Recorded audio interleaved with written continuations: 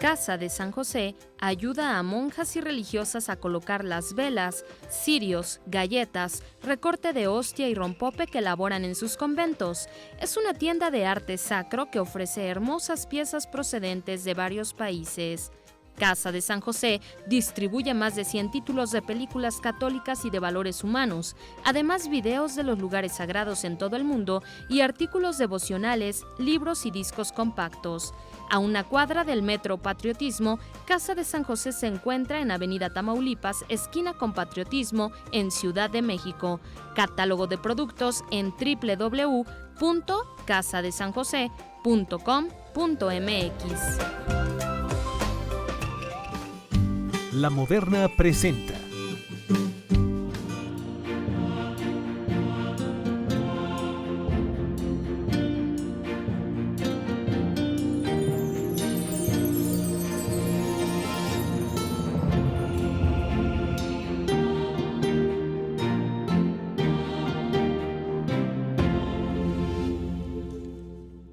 Estoy aquí fascinado con el libro del padre Rogelio Alcántara, el de qué diablos estamos hablando. Son 5 capítulos, mire. Capítulo 1, el demonio, su pecado y sus derechos. ¿Tiene derechos?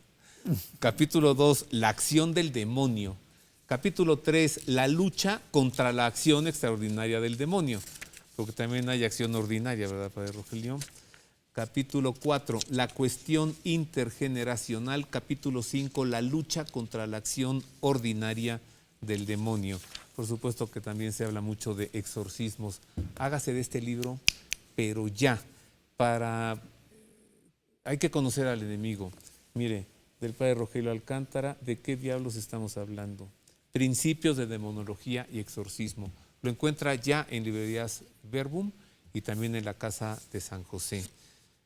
Ya luego, si busca al padre Rogelio, se lo autografía, ¿no? Con mucho gusto. Como el mío. Aquí está. Muchas gracias, padre Rogelio. Mucho gusto. Bueno, es que además las preguntas, la manera de preguntas y respuestas, pues haces lo complicado sencillo. Gracias. Padre Rogelio, ¿cómo va el demonio entrometiéndose en alguien? Primero hay que tener en cuenta que por el pecado original el demonio adquirió cierto dominio sobre el hombre. Y lo dice expresamente así el Catecismo en el número 407. Wow. ¿Este es uno de sus derechos? No, adquirió el derecho por el pecado del hombre. Ajá. Ahora lo voy a explicar. Pero este cierto dominio que ya tiene por el pecado original se rompe en cierta medida por el bautismo, en el sentido de que el bautismo es arrancar a la persona de este dominio que tiene el demonio por el pecado original sobre el hombre para pasarlo a Dios. Entonces quitamos al niño o al bautizando de las manos del demonio para pasarlo a las manos de Dios. Y entonces ya el demonio así pierde cierto poder que antes tenía. Pero después, dado que es un enemigo del alma, siempre va a tener la posibilidad de tentar, siempre, siempre, siempre. Y entonces cuando la persona está en gracia de Dios, digamos que está del lado de Dios. Cuando la persona peca, pierde la gracia de Dios porque ella misma con su pecado ha caminado hacia los terrenos del demonio. Y en esos terrenos el demonio tiene más dominio. Esta imagen es muy clara, ¿no? La del terreno, el territorio. Hay una división concreta que es el acto malo. El acto malo hace pasar a la persona la raya y entonces el demonio tiene más poder sobre ella.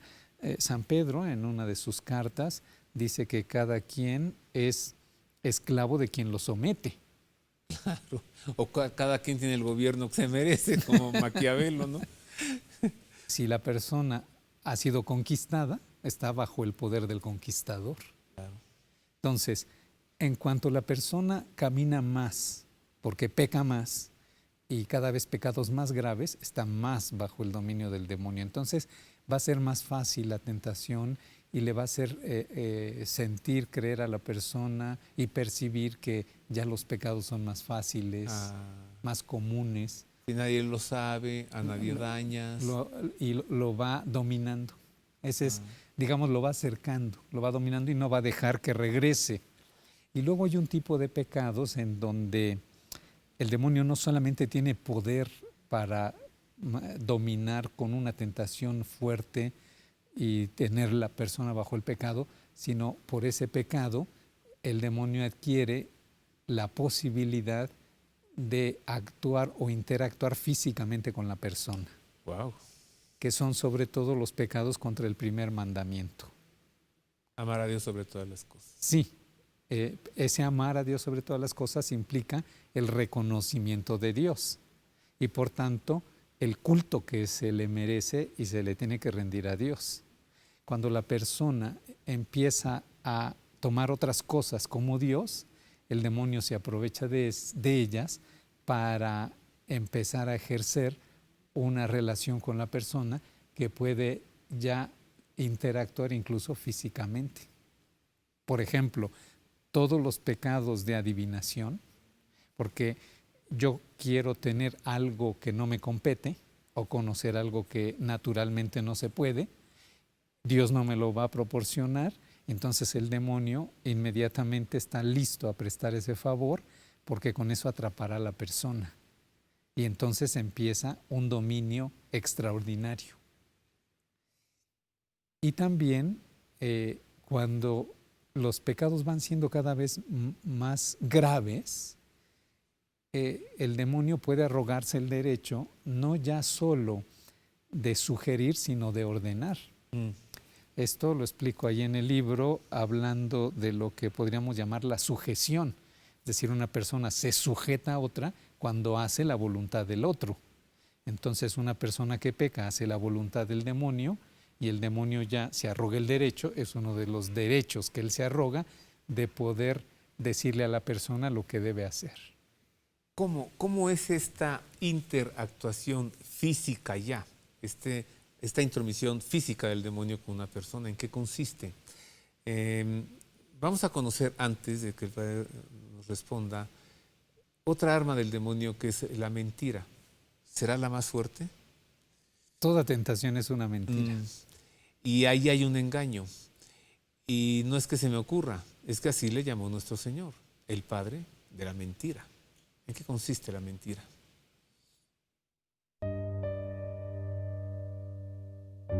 En la fe de algunos creyentes prevalece la idea de que Satanás ha sido derrotado por el sacrificio de Cristo en la cruz. Esto es cierto, pero únicamente para los creyentes que viven absolutamente el mensaje de Jesucristo en sus vidas, pues la cruz abrió un camino de salvación que es válido únicamente para los que transitan por él, aunque para la mayoría de las personas el príncipe de este mundo sigue oprimiendo y gobernando con vara de hierro. Hasta que suceda el acontecimiento de la parusía con el retorno de Cristo, el demonio seguirá siendo el adversario irreductible de la humanidad.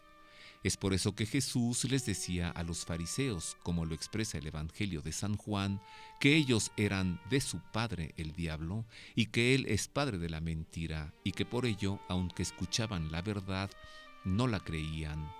Y es que la astucia de Satanás va más allá de la vulgar mentira y es más peligroso cuando dice grandes verdades. De acuerdo con San Ireneo, el subterfugio que utiliza es el mezclar grandes verdades desvirtuadas o fuera de contexto para dar credibilidad y promover el engaño. De esta manera, el maligno promueve falsas doctrinas en el nombre de Dios, tal y como lo confirma San Pablo en su carta a Timoteo, para que ya no seamos niños fluctuantes, llevados por donde quiera, por todo viento de doctrina, por estratagema de hombres que para engañar emplean con astucia las artimañas del error, y agrega que el Espíritu dice claramente que en los postreros tiempos algunos apostatarán de la fe, escuchando a espíritus engañadores y a doctrinas de demonios. Esta es la manera como el diablo influye en el pensamiento de la humanidad, desvirtuando no solo las ideas de la fe, sino también las que rigen la sociedad. Así, la ciencia se transforma en el cientificismo, la ética en relativismo, la economía en formas de materialismo y la política en totalitarismo. Eso con respecto a la mentira. Pero volvamos a esto, padre Rogelio, por favor. ¿Cómo puede ser esa interacción física del demonio? ¿Eso ya es vejación? Podría ser, hay algo antes de la vejación que se llama circundatio, es decir, que le está rodeando y que puede empezar a moverle cosas a la persona. Le mueve algún objeto, le mueve una silla, le mueve la mesa, le quita la cobija, o sea, verdaderamente una vez que se ha pasado esa línea de un pecado grave contra Dios, contra la persona de Dios, contra la divinidad, el demonio, que es sumamente legalista, cree que así se arroga el derecho para interactuar con esa persona. Quienes buscan toda la cuestión de magia, quienes van con chamanes, quienes recurren a mediums, etcétera, etcétera. O sea, todos estos operadores operan en el fondo con el demonio, lo sepan o no.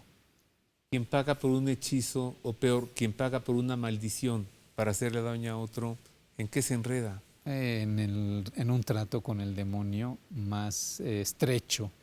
Y el demonio por eso dice, tú quieres que yo haga el mal, yo lo hago. Pero luego se lo cobra y no es la paga que le está dando al brujo o al chamán, sino lo que le va a cobrar en su persona. O sea, tú te metiste en mi terreno, el que se lleva se aguanta.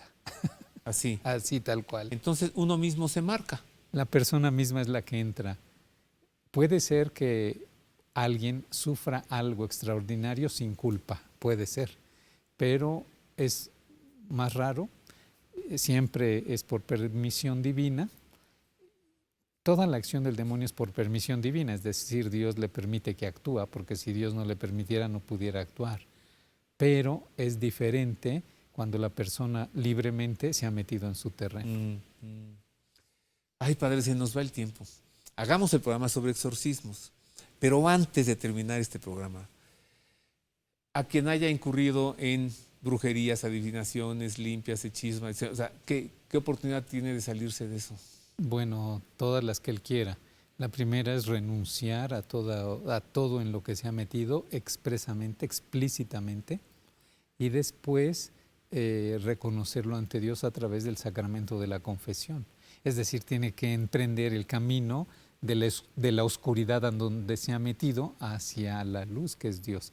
Y en este camino de conversión llegar a la luz, y si es necesario que la Iglesia intervenga con oraciones específicas para su liberación, se hace.